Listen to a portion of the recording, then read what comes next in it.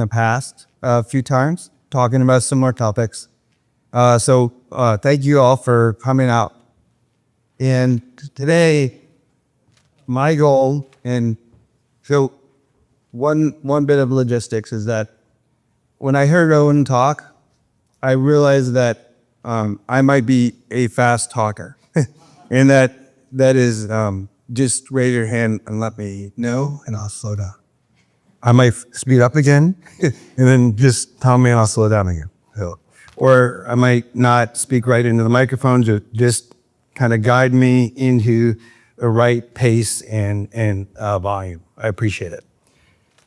So my goal today is to reduce some of that anxiety of AI, or if you don't have that anxiety and you're a little bit curious, understand more about what that is so you have a little more know-how on the topic.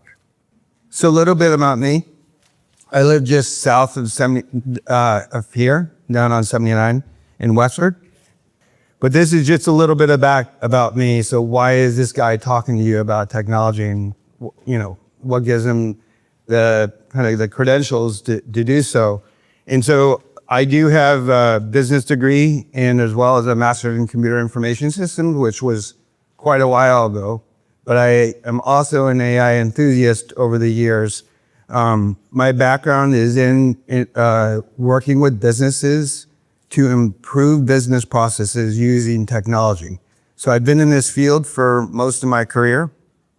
Right now, I'm a VP of digital operations for a consulting company, Core Project Consulting. And I do very similar items for businesses as help them understand how to use AI to benefit businesses. I'm also a guest lecturer at La Roche University, also talking around the same topics. Students also have a challenge with AI, as many high schools have said, like in the 80s when they said, just say no to drugs, they said, just say no to AI. The problem with that is that employers are wanting that skill. So the students need to build a skill gap that colleges have not yet quite figured out how to give them. So they need to be able to learn this technology to be successful in their future endeavors. And whatever endeavor these kids are going into, AI will probably be a part of that. And then I'm also the founder of do you have a question? A Golden Tech Tips. It's a service that is really, the goal is to help older adults that did not grow up with a telephone in their hand, right? I didn't either. That phone was on the wall. It wasn't in my pocket. So how do people that didn't grow up with that technology, communicate with family who is technically savvy? Their grandkids may be texting and socializing or social networking, whatever they do. But then if the grandparent is able to connect with them digitally or through an avenue, hopefully build that relationship when they're not in, visiting person to person. So this is just a little bit about Golden Tech Tips. It's just what I said about, hopefully, my goal is to strengthen family connections, making technology approachable, both from all generations, because it's tough for everybody is coming in from a different level of knowledge of technology. Okay, does anyone know this guy, John? This guy was a funny actor many years ago. But I have a question for the room. So have you tried AI? And it's either yes, thinking about it, or not yet, or no way. So has anyone tried AI? Great. And thinking about it? Quite a few. And who wants to stay at arm's length from AI? Got it. We have some of those too. Great. So thanks for that feedback. So AI may be a specific tool that you download and use on your phone or your computer. However, a lot of AI is already built into your daily life. So in a medical situation, AI is being used to read, especially radiology images, as the information on a scan can be so minute and very not specific that computers are learning how to read patterns and be able to identify things that sometimes a human can miss. Also, if you never watched Netflix or Xfinity and they say, oh, you might like this show. Well, that's AI at work, and it's learning to know what you watched in the past, what time of day you like to watch TV, when you pause it, when you rewind it, that type of thing. So it learns that from you and makes some suggestions. And then, question? And then also, a lot of times on your phone, if you have a new phone that might have facial recognition to unlock your phone, or a fingerprint, that's AI at work, and it recognizes that if you have your glasses on or off, or maybe you grow a beard or you shave, it can recognize that and learn that it is you compared to someone else based on that technology. I have a question. Yeah. Was that facial recognition? Can they hear, right? It could. Other people may have the same question as you. So if you could repeat your question, it'll help others learn. This is about facial recognition. What's happening in the Is it possible to go through those weeks of man therapy and stuff and recognize? We still can't get I'll see if I can, yeah. So the question is that with the Guthrie case, why isn't AI figuring more out about the facial recognition even behind the mask? Did that summarize? The short answer, I'm not sure. That is a discussion in my household with other family members. Is why isn't it picking up more clues? There's also maybe some technology and privacy regulations where some companies may not be able to share some information. So I don't know, and frankly, I have not been in tune with that case as much as my wife has. Yep, I'm sorry I couldn't offer more. So if we've used Google Maps or Waze or a GPS on your car, and oftentimes it reroutes you around traffic. That is also AI by inputting thousands and millions of inputs from actual drivers in real time and knowing that, hey, there's congestion. They don't know they know there's an accident maybe because someone reported it, or the fact that just the people that are moving are now moving at 2 miles an hour versus 60 or 65. So that it'd be smart enough to reroute or tell us the traffic patterns. And then also in your email, you may be getting less spam than you used to based on AI filters. There's a lot of things about spam that it's a whole topic in itself that we can talk about, but there are filters that AI leverages to be able to root out the main spam emails that they often go into your spam folder where they may have in the past been in your inbox. And then also shopping, if anyone's been on Amazon or another site, they'll say, continue what you're looking for. You know, that's also that AI remembering your shopping experience in your past and then bringing it up to you just at the appropriate time. Couple more examples. If anyone has an Alexa, that is also AI. It is the first versions of Alexa were not the Gen AI type models. They were simple machine learning, like algorithmic, meaning just set a timer. And the Alexa was an expert at setting timers. So it's very, very rule based.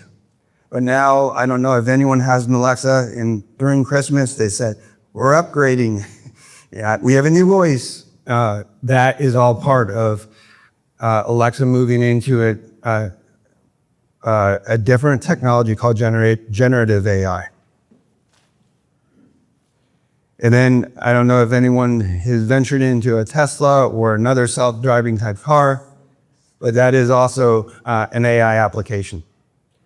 So you may not have it specifically on your phone as an app, but you may have been exposed to it or using it in your daily life. All right, so what the heck is AI? Anyone want to take a guess or a thought?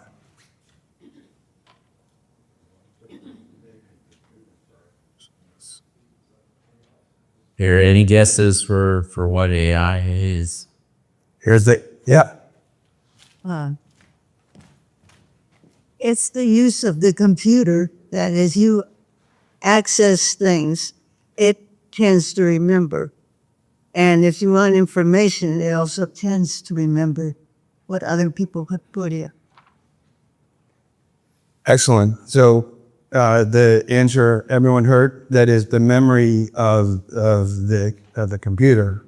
And that is certainly a major component of AI. So AI, is actually been around since the 50s. That the term was coined in 1950s at a Dartmouth conference, and it's really there's several layers of this technology, and so AI, artificial intelligence, is really the broad technology of computers acting smart or mimicking human behavior, and that.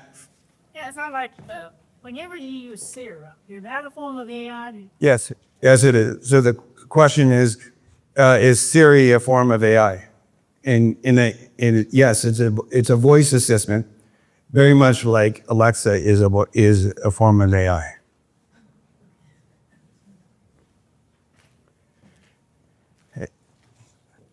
Siri and Alexa really live in this layer 2, which is computers learning from experience, like learning to recognize your face in photos. So if anyone has a Google Photos and it says, search for, you or your spouse or your child, it's recognizing that that's this layer 2 machine level learning, and it's actually supervised learning. So if you've ever gone through the process, it will say, is this you? And you say yes or no. And sometimes you say no, and then it learns based on that reinforcement learning. So that's computers recognizing a pattern. Doesn't know you, but is recognizing your facial features. It's all math. So it's just boiling down what humans learn from an overall context. We learn from our 5 senses. But computers really learn from breaking it down into bits and bytes and ones and zeros and math formulas. So they're breaking all this face features down into numbers so they can just recognize the pattern. That's all they're doing. So is it a bunch of data? A bunch of data. It's like this is a bunch of data that's been collected over the years, and they know all about you. So obviously. Yes, you are spot on. Really, the fuel for AI is data, plain and simple. The what made AI possible, or the AI that we hear about in the news, which is called generative AI, which is generating something new, is the massive amount of information on the internet, and two, the new hardware that's able to process that data fast. So there's two components that needed to happen. And so the internet, they have these web crawlers, they're like spiders that crawl all over the web and bring it back and feed it into the training database of AI. So yes, it's all data.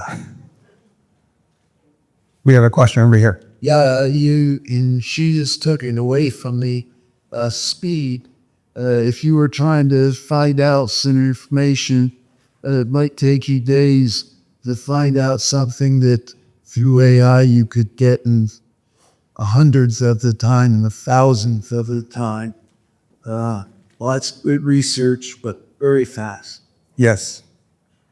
And so I'll throw two acronyms out to you all.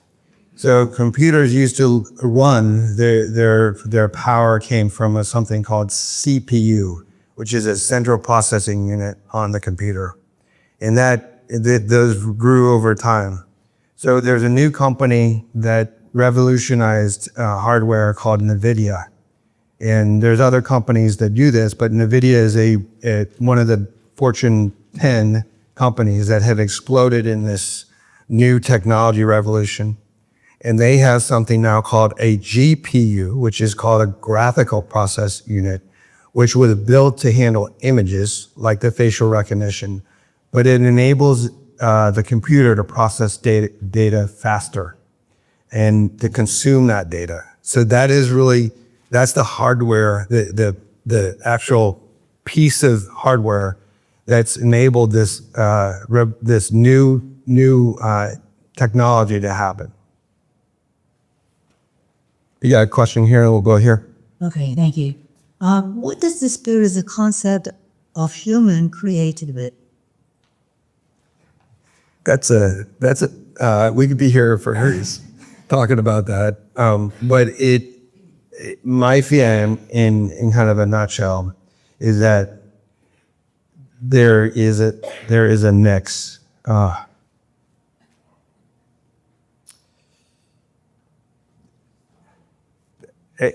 that's a question that we're all grappling with. There's no straightforward answer that I can provide because human creativity can change because now they're like people have mentioned in the room, things can be created so quickly. So it's almost the creativity of original thought plus assisted creativity. So using creativity with technology. But that's for everyone to kind of grapple with in reality.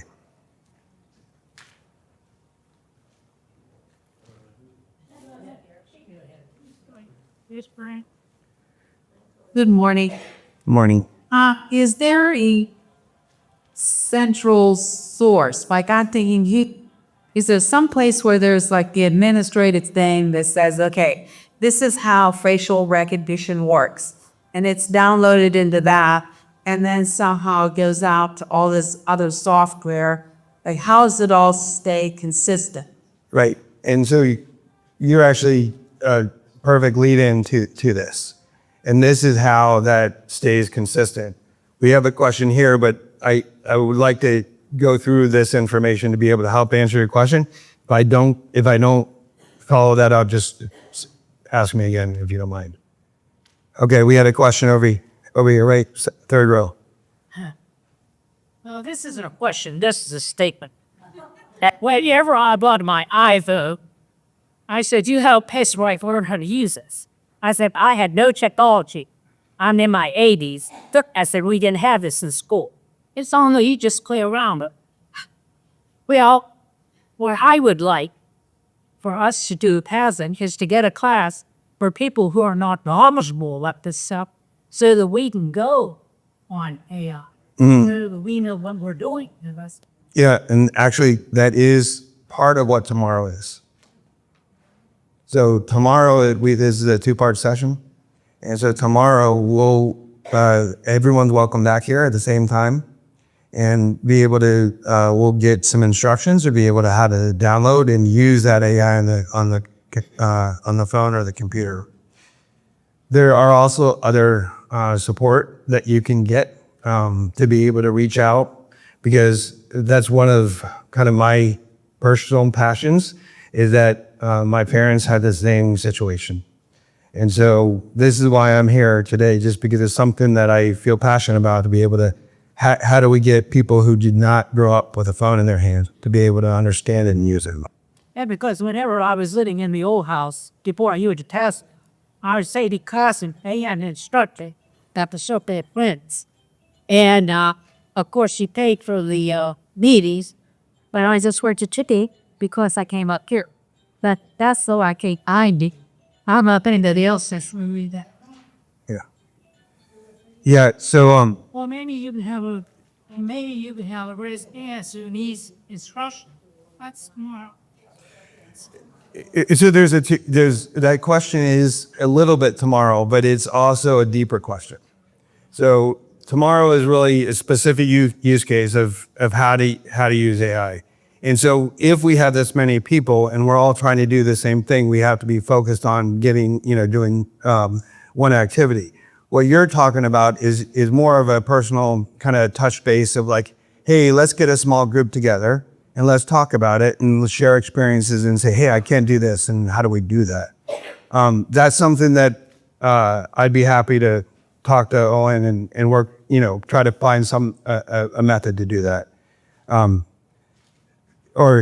So I just leave it at that, right? Yeah, definitely. And I would say, let's just check in real quick, everybody in the room. And Corey, I know we only have Corey for a limited time this morning. Right. So if we can maybe hold on questions or comments for a little bit, or do you need more time to present, or are you? Yeah, I still have some stuff to go through, and I actually think it might answer some of the questions. And there's one more question, I think.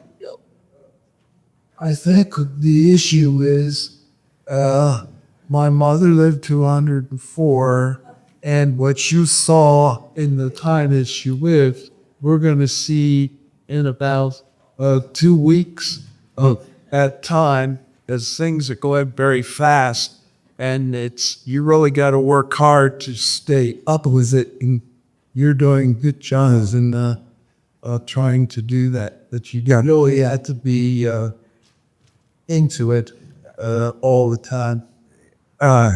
You do, and what my goal is to provide a little a pack, like a bite size for you, because since we do only have an hour, to be able to get you to just a little further down that path.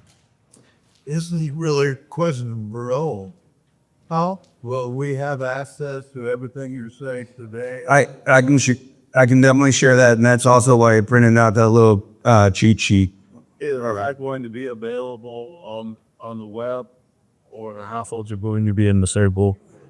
Full second after the meeting, provide a way that you're able to get the resources. I'm going to delete ChatGPT.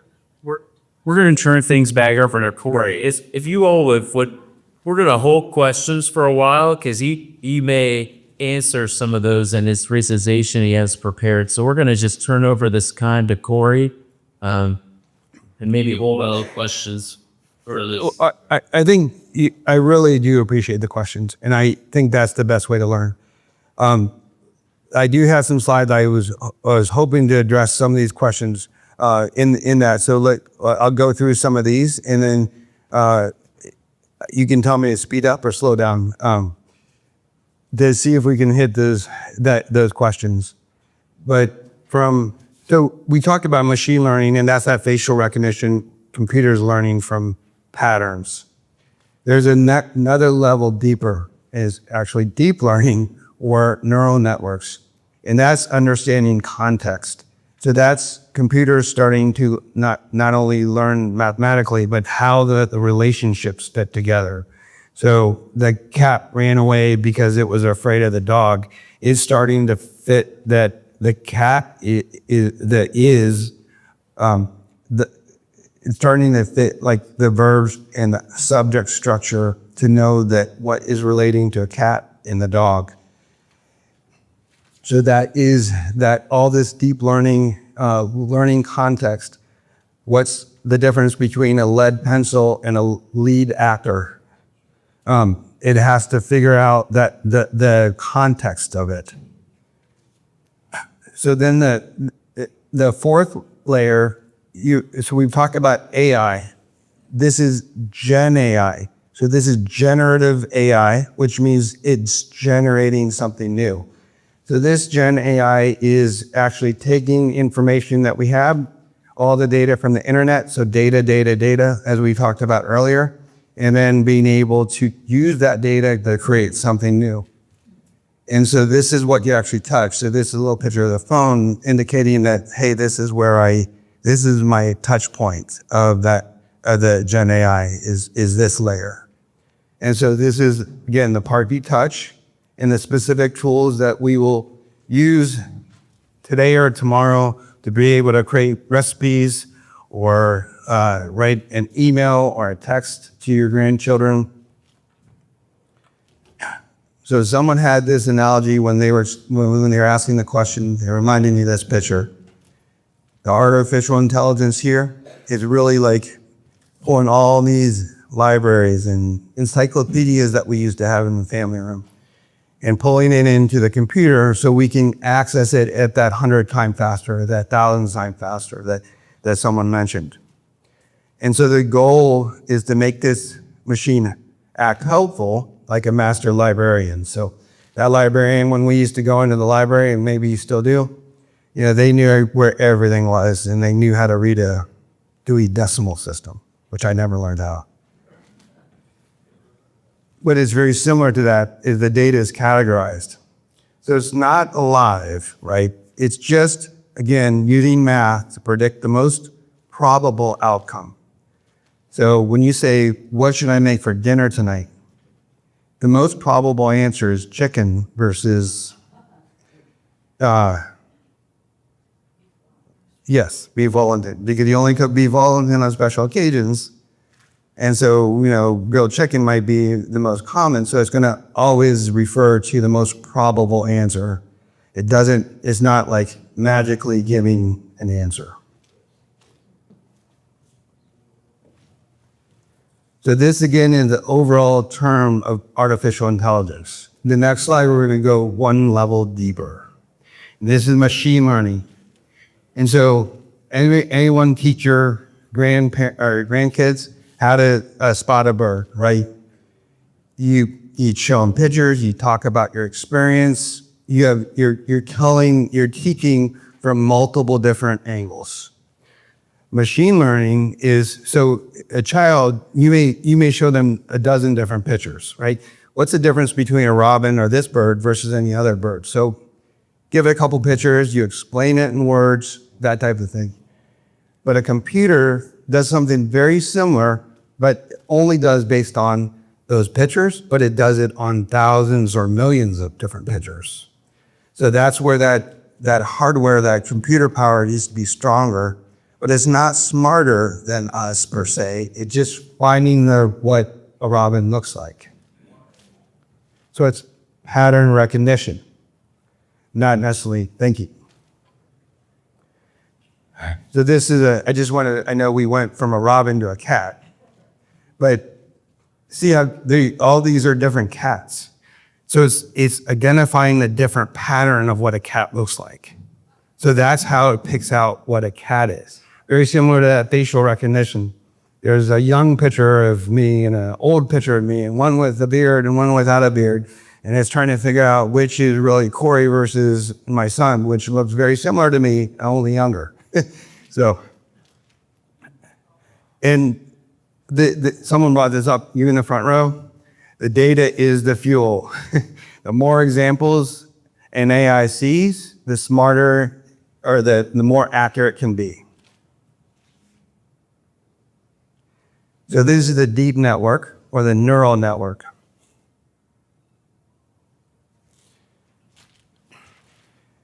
It's called a neural network because it mimics the structure of the neurons in our brain.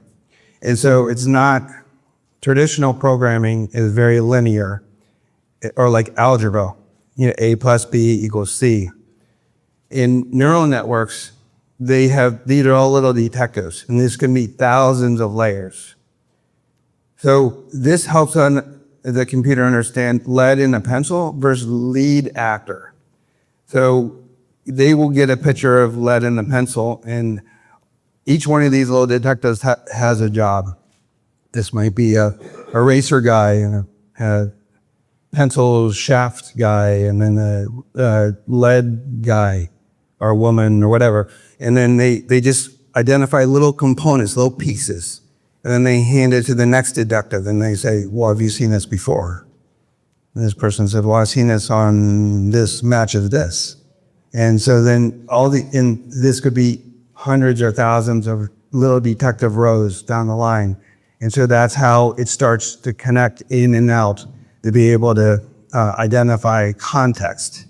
Like, this is the same spelling, but how you can tell the difference between the two.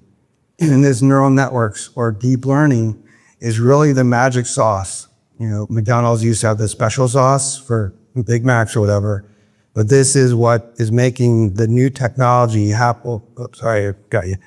Happen the way that this is how to create something new. And we talked about this a little earlier. It looks for surrounding words or contexts to put them together.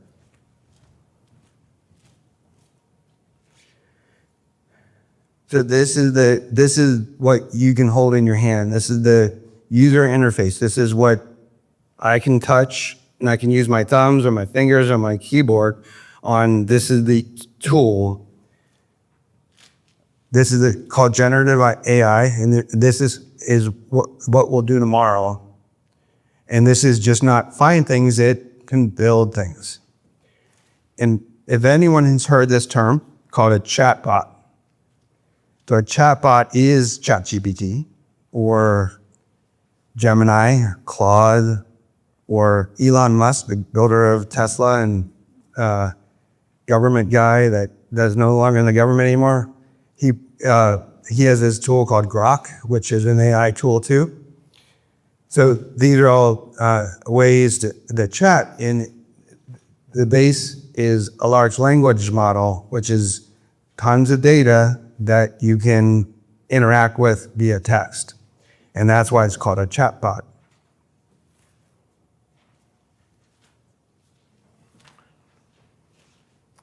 Okay, so that's what AI is. I was going to move into how we use it. We have about 22 minutes left.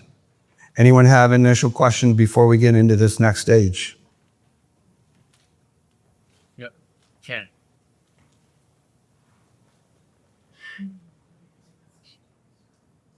At the beginning, when things were entered into, like the encyclopedia part, how was it actually entered? Do you know what I mean? Like a page of an encyclopedia, photographed, or what? Yeah, all that information now is on the World Wide Web. And so that just books and websites and scholarly articles, they're all on the web. And so that is what's being used. And so you are touching on a subject that I'll touch lightly on, but it's what the computer, even though it's math and it predicts, if the data is biased, it will carry that bias through. So if you have, those encyclopedias could have had incorrect data. Well, that's going to be incorrect going forward. So that's one thing about an AI that is a cautionary tale that is it can perpetuate past biases or past misinformation. Okay, one more question. Yes. They talk about the government regulating AI. What part is it would be regulated? I think the simple answer is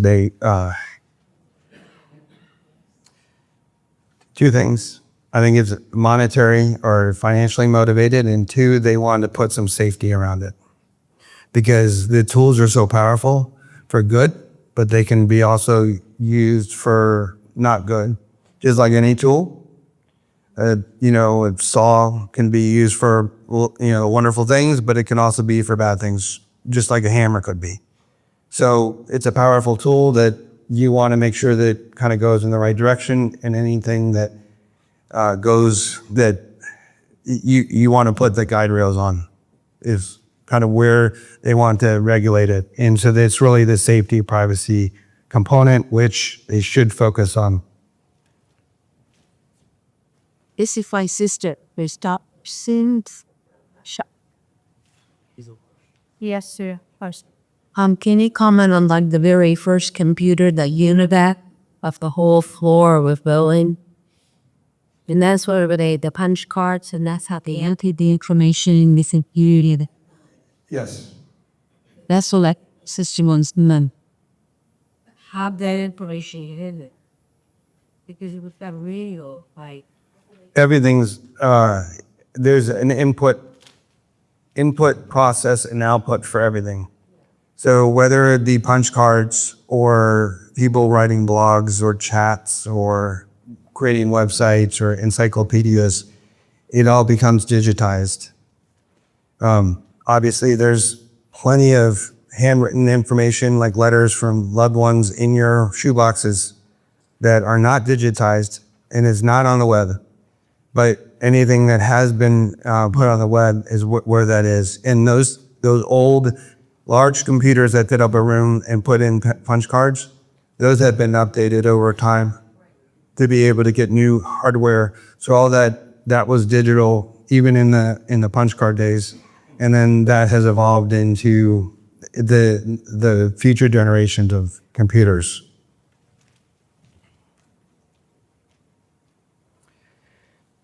All right, so I'm going to touch on a little bit about how to use AI, and that's a little bit of what we're going into tomorrow.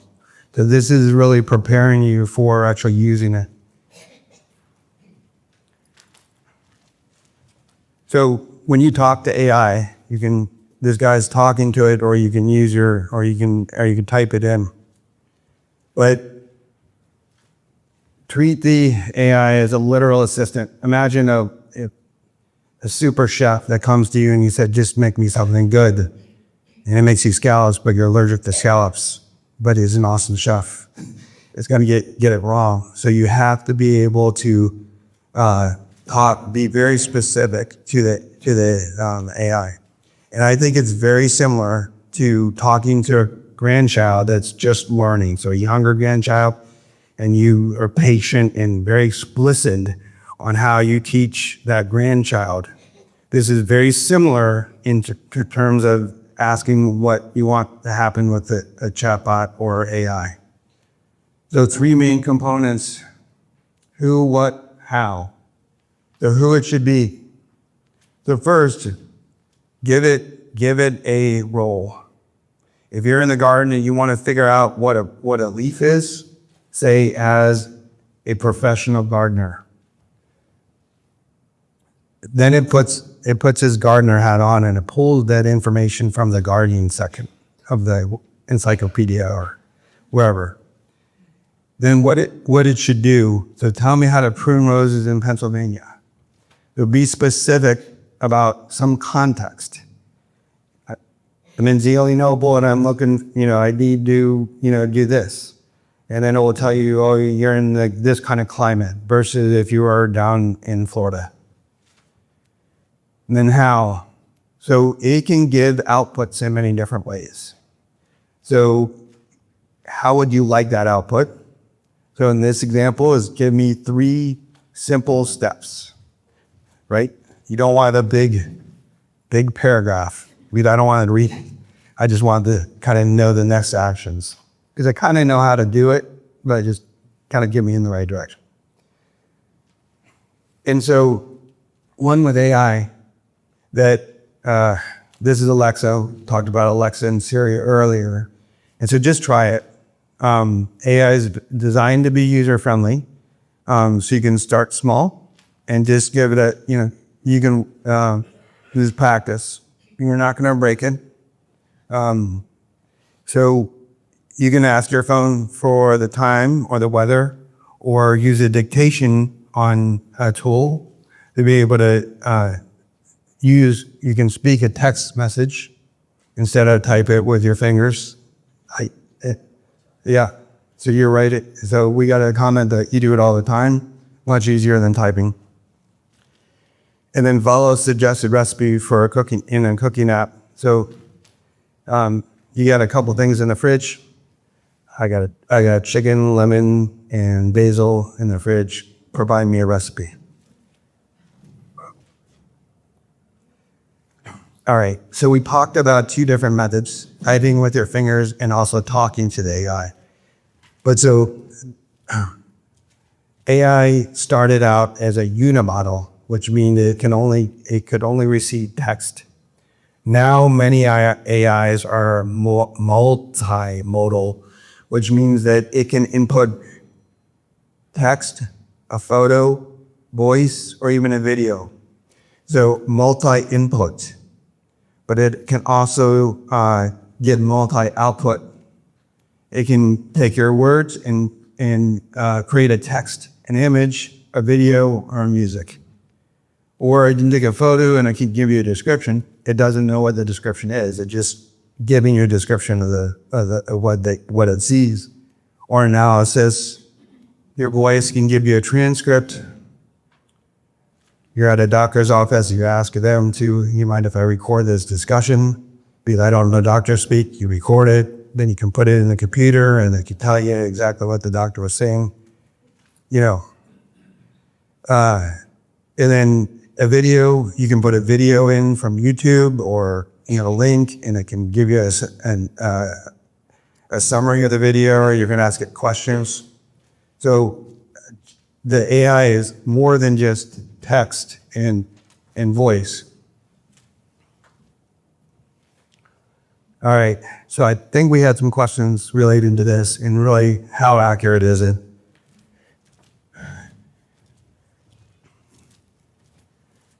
So AI is very helpful, but it's not perfect.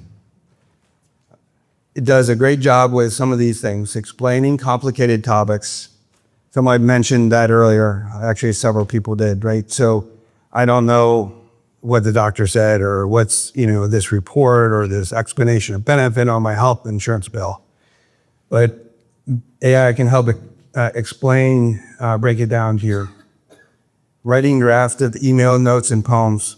I want to create a poem for my 4-year-old granddaughter about starting first day of school. And that's one way to do it. But what we learned is, as a expert poem writer, my daughter's going into a charter school or whatever. You have to give it more information, but then it can create something new based on that information you give.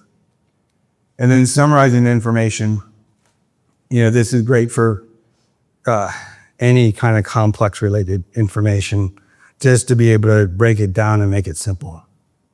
And then brainstorming ideas. We're going out to dinner tonight in Zia and Opal. We've already been to Goodfellas like 3 times this past month. What are some other good restaurants in Zia and Opal on a Tuesday night? Just give you ideas. So I want to reiterate. So sometimes if you get familiar with AI, it almost thinks it's thinking back to you.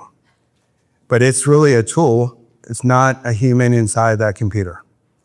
And so it's a very sophisticated computer taking all that information you give it, breaking it down to numbers and text, and then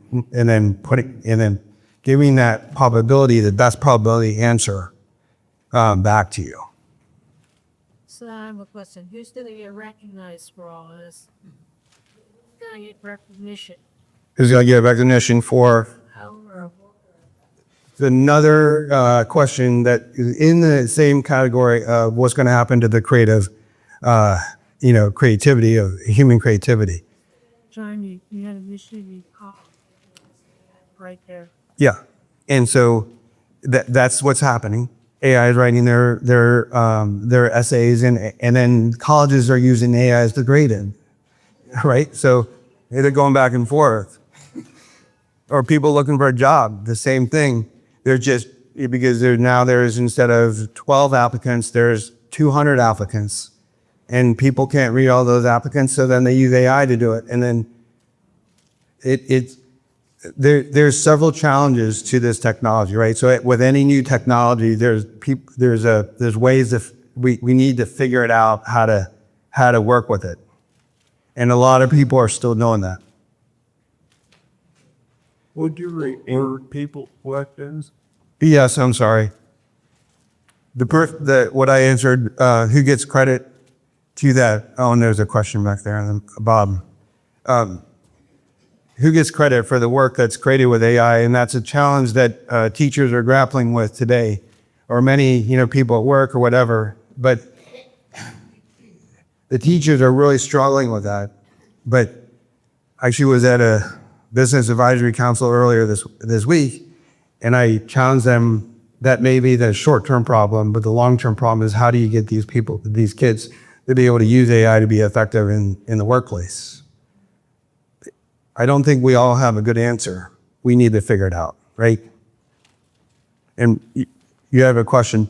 Could you go back one slide? This one? Yeah. Just as a quick example, your first topic there is explaining complicated topics. Say I had a piece of paper with a letter from my doctor, and it was explaining what's wrong with me, what he can do. Is a piece of paper, and I want to use AI to simplify that whole letter down. Sure. How do I get that information so AI can use it? You would just take a picture of that letter. I mean, you can take it to a piece of masking tape and cover up the private information, but you can take a picture, upload it, and explain this letter. There's an ability in here. We'll show I can do a live demo if we have time, or tomorrow. That's one of the methods that I will be going over, is that how to get not only text or voice inside an AI, but how to get a picture and how to get a video or how to get a document that's on your computer. Because AI is powerful, very powerful. When it comes super powerful is when you can use it with your information. So there's a balance on privacy, and you don't want to give it your social security number, your bank card, that type of thing. It's already in there. Yeah, someone said it's already in there, and I agree. And so probably is. That being said, the more personalized that you can give this tool, the better it can help you. I actually have persistent memory, which means that I actually have a knowledge file in my tools saying what I do, what kind of solutions I like to view, how I figure out problems. And so if I have a problem, follow this method. And then I have a way to connect into my computer files to be able to say, okay, I did this, help me write a summary of what I did. Same thing with, I had a door that during the winter storm wouldn't shut, or wouldn't lock.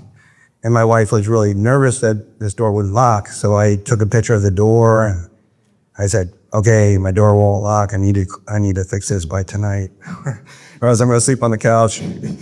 So it helped me walk through how to fix that based on the pictures. It said you have this type of door, this and this, and make sure there's no snow there. I'm like, oh, there's just some snow there. So, yep. Has anyone heard of the word hallucination? You have a question, or do you? Pure they are. Pure? How pure is AI? No. If I can put it in my computer, they could get it, okay? Okay, can they break into any web that is solely AI? So one thing is that AI is is what you are downloading on your computer is in a window into the cloud. And they break into that window? It can take the information that you use it. There are ways so meaning that it will be trained on the information that you give it. And that's how it takes the information. You can decide there are controls that you can do to not have it remember, but then then you're actually missing out on some of the benefits of giving it personalized information. but it can't. Okay, it cannot go into your computer, take a piece of information and pull it out unless you get it to. All right, I go back to the question about hallucination. We've all heard hallucination from the medical term. So, but has anyone heard it from an AI perspective? Because hallucination means that the AI makes up something that sounds pretty darn real, but is not. So let's remember what AI does. It only predicts the most probable answer. So if you would say you won the Nobel Peace Prize in 2027, it might actually come up with one. But 2027 hasn't happened. So especially the older versions of AI, you could hallucinate. So my takeaway for today is when you use AI and you want to have some skepticism and not take everything for granted. You want to be able to, like, if it's a big decision or, like that doctor's note, you want to still validate it with, with information. It's going to give you a lot of pretty good information. But you want to make sure that you don't take everything verbatim.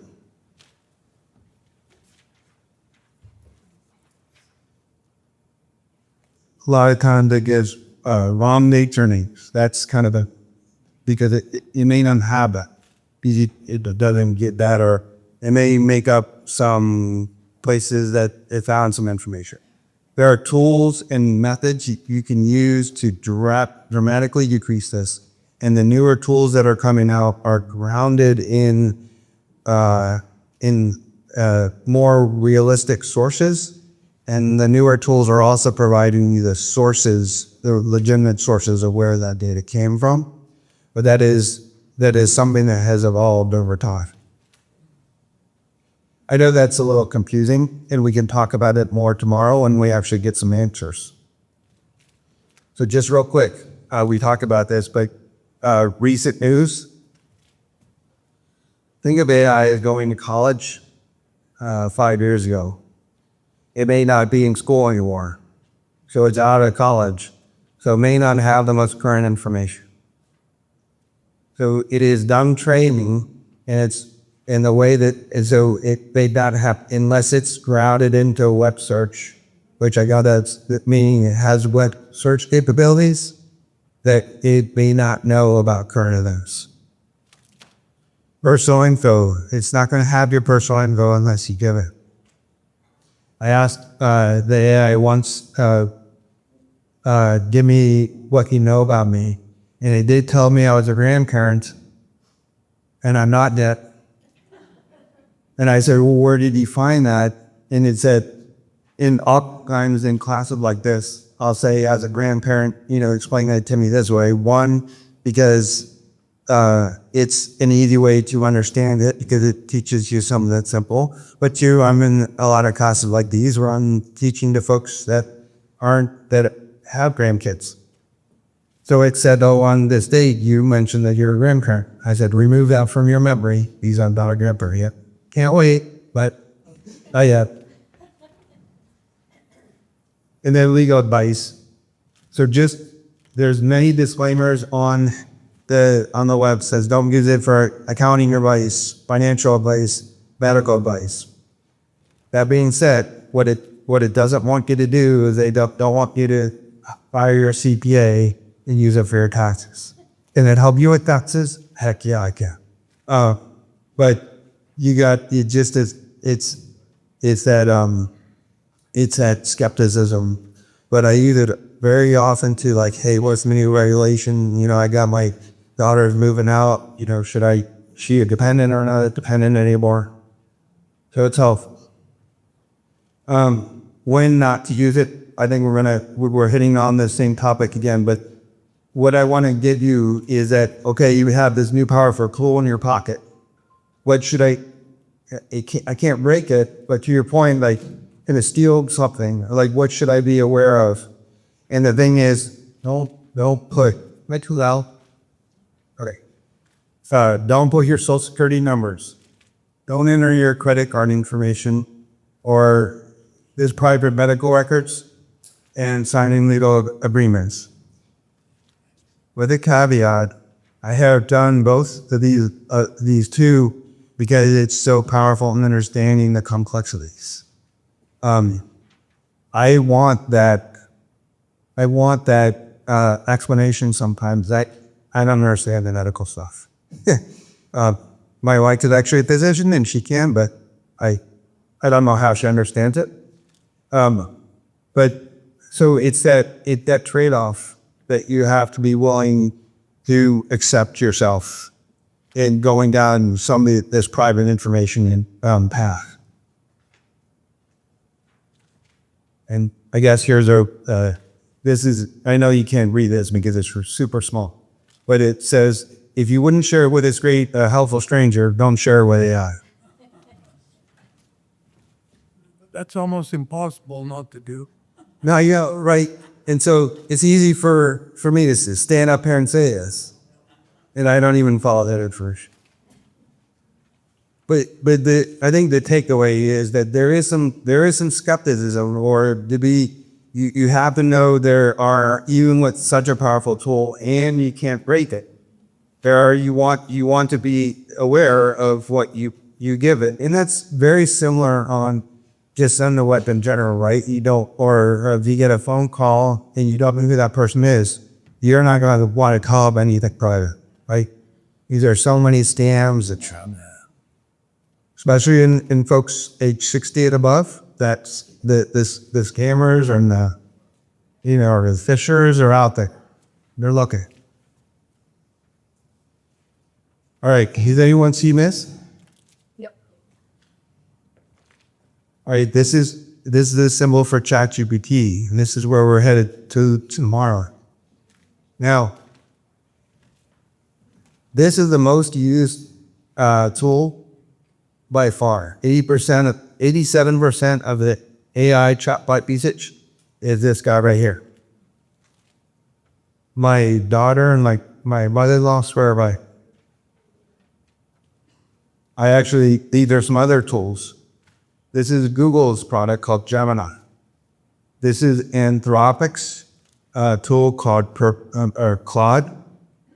Has anyone heard in the news there's one AI company that the government doesn't like because they're trying to be too safe? That's this one right here. Which one? Claude. This guy. That is Claude. CLAUDE.ai. It is one of the most powerful tools out there. It actually started from a guy from OpenAI ChatGPT. And he had a different vision of becoming, because Microsoft got involved with ChatGPT and wanted to monetize it. So then they start this Anthropic. It's a tool that I like to use a lot. This tool is called Perplexity. And the reason I bring it to you is this tool is an excellent tool to be able to search and identify legitimate sources. It will give you your source. So if you are concerned about accuracy, this is a tool here that is probably the best. It uses these other tools, but I teach the students to use this tool when they're doing research. You can actually look into the academic sources, and then you can pull an APA related APA, the American Psychiatric Association, formatted reference, or what they cite the resources. That's called a reference or something. Forget. But anyways, this gives you all that information. It enables you to make sure that the sources are identified. Okay, we're a little bit over. Tomorrow, you can choose your path. All right, so tonight, maybe think about some questions. There's an example question on that sheet. But there's advice. So help with a difficult situation. Explain something confusing or create something personal. I think this was very similar to the medical question. There's a utility bill and can it explain the hidden fees that I have as hide your personal data, or can it identify a mystery leaf in the garden? So that's where you take a picture of it, which we're gonna show, and then the device. This is the example. I have a default neighbor. How do I kindly ask them to from their tree that's blocking review? And then you can also wait. So we learn about how I want in a 3-sentence polite manner, or I'm a little grumpy with them, so sticking to them. Or fact test, explain the 2026 Social Security changes, like I'm a 10-year-old. I told you earlier that that AI may not be too keen on the current events. However, that many new tools are. So something like Perplexity or a tool, this is something we should test out, see if it does have some new rules that we can get. And then a creative test, write a 4-line poem about my grandson, Kalen, that's my son that is 18 now, but about starting school. I got a question for you. Is this going to write a good poem? Maybe. Maybe. It won't have this personal information. Right. So What was your question? my question was, is this going to give a desired outcome that we want? Write a 4-line poem about my grandson, Kalen, starting school. It might, but to be helpful, like he's nervous about meeting new friends, right? So, or he going to a bigger school where he's used as school. If I give that information, it's not personal, but it's going to be more. The output's going to be better than this generic one. All right. So is there still an elephant in the room? And that elephant in the room is like, I gotta stay away from AI. Probably still, right? This guy, Corey, I just saw him today. He said something, I remember half of it. I couldn't hear him. Slides are fuzzy.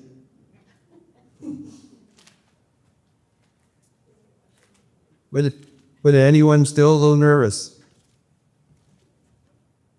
I must admit that AI is, I have to raise my hand. I mean, I use it all the time. I spend most of my days trying to figure out how to use it for work or for, these types of situations. But it's still, the unknown is still unknown. We don't know how to get in.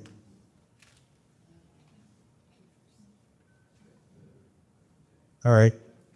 So no one raise your hand about the elephants. So maybe a scale could help.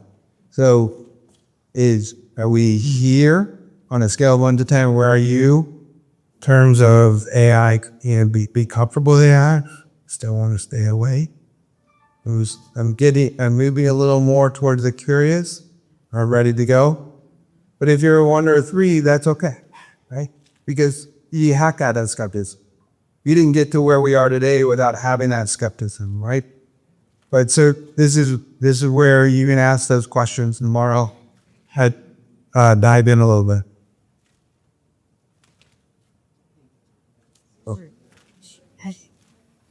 We bring our old laptop tomorrow. Yep. So I would suggest if you want to use it, bring your laptop, your tablet, your phone, and then we can go through the steps of downloading it. Most people are familiar with ChatGPT. We could do that. Claude or Gemini would be also fine. I'm a Gemini user myself. Y'all have Claude. My question is this. When you mentioned all of those different types. Like I had a question I wanted an answer to. And if I went to Google.com, if I went to Chat, if I went to Grok, all those different links, do they each have their own priority so that they are calibrating their information from that source just for them? Or does it not, or are they all going into the cloud and getting the same information? Yeah, you know what I mean? Yep. Thanks. So the question, anyone not get a question? Why one versus the other? Why use one tool versus the other? Does it all come from the same spot? So there's different philosophies and different training and different technologies they use to train. So at the end of the day, that question needs to be much more important when the chatbots were first starting out back in 2023 and 2024. It doesn't seem like a very long time ago, but someone mentioned in the room that technology moving in this area very fast. And today, my advice to you all is why one tool that you start with that you in general, if it was going to it's going to give you good information. Sure. Okay. For me, I view the different tools in different ways. Perplexity does a very good job of search, but it doesn't do very good on creation. So I want to create a PowerPoint or like a slide deck. I'll use Gemini because it creates a slide deck better. If I want to create an image, the ChatGPT and Gemini are the two go-to tools. Claude can't really do images very well, but they can do wonderful graphics. They can do wonderful. They're very good at work-related items. In fact, Claude, the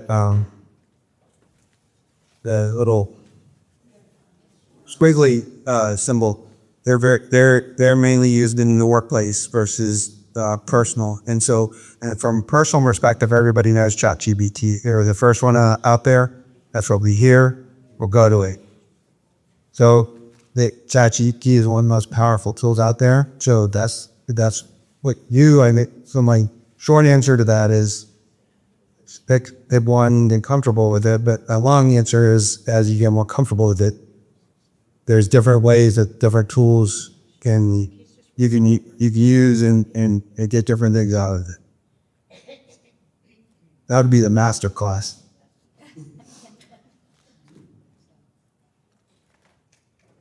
All right, Jimmy. All right. Everyone go get Corey a round of applause. We're over on time, so there's the time is up for today. But please return tomorrow at 10 a.m.